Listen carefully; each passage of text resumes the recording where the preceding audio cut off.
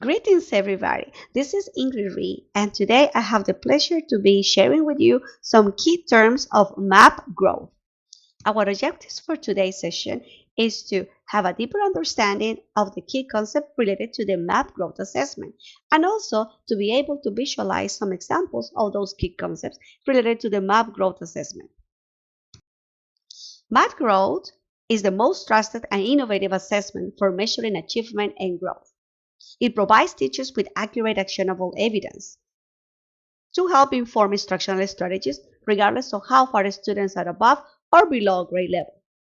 Using MAP growth as a part of a comprehensive and balanced assessment plan, teachers can confidently tailor instructional to challenge every student. MAP growth students report also present realistic learning goals by subject areas so that through the teacher's guidance, students can individually see their progress and be inspired to take charge of their own learning. Adaptive assessment is our first key term. This is a type of assessment that adjusts to the test taker skills level. It is also known as a computer adaptive testing, CAT. The advantages of a computer adaptive assessment are many, but perhaps the most notable advantage is that low-performing students don't have to go through question after question that is above their level, and high-performing students can challenge and continue through the test or assessment. By using a more precise and efficient assessment that takes less time to complete, teachers and students will have more time for instruction and learning, while still getting test results that are either just as accurate as traditional tests or even more accurate. These tests tailor each question to the knowledge and abilities of the test taker. Also, the test can provide more precise and quickly available information on student learning needs. Test security is improved because not all the test takers can see the same items. Our second key term is READ score. MAP growth uses a scale called READ to measure student achievement and growth. READ stands for Rush Unit and is a measurement scale developed to simplify the interpretation of test scores. It is an equal interval scale, like feet and inches on a ruler, so scores can add together to calculate an accurate class or school averages. Teachers use a student's READ score to identify common opportunity areas across an entire class, provide a starting point for high-quality formative assessment, inform instructional planning, help guide decisions about appropriate scaffolding strategies, track longitudinal growth over a student's entire academic career, set growth goals with the students, connect to instructional resources aligned to the students' scores. Our third key term is zone of proximal development. The zone of proximal development refers to the difference between what a learner can do without help and what he or she can achieve with guidance and encouragement from a skilled partner, for instance, a teacher. The term proximal refers to those skills that the learner is close to mastering. Zone of proximal development is the zone where the instructional is the most beneficial, and it is when the task is just beyond the individual's capabilities. To learn, we must be presented with tasks just out of our ability range.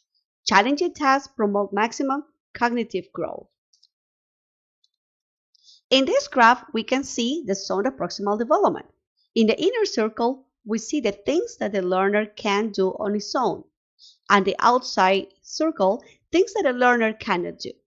In the middle under the process is the zone of proximal development, things that learner can do with help. To assist a person to move through the zone of proximal development, educators are encouraged to focus on three important components which aid the learning process.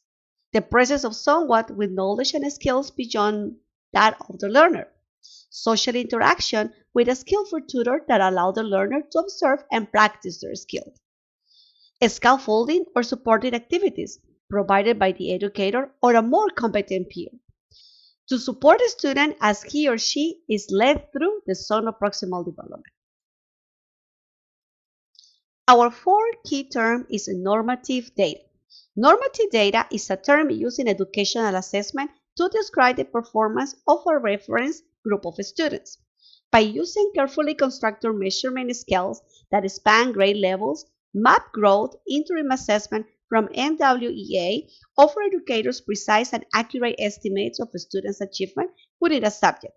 Before achievement test scores can be useful to educators, however, they need to be evaluated within a coherent, interpretive context. Normative data helps teachers plan instruction for individual students or confer with parents. Also support schools and districts administrators as they focus on allocation of resources. Empowers school staff as they work to improve all educational outcomes. In this sample graph of grid scale and norm percentile, we can see how unexpected growth since kindergarten to 11th grade can be perceived. We can see the numbers and where the students could be high, above average, average, or below average. In the elementary grades, for example, students starting out at a lower achievement level tend to demonstrate greater raw growth compared to students in the upper grades. If a particular student's starting score was below the grade level mean, the growth mean is generally higher. Similarly, students with starting scores above the grade level mean will generally show less growth on average level. I hope this session was very informative. It was a pleasure for me. Thank you for your time, and please join us in the future sessions. Goodbye.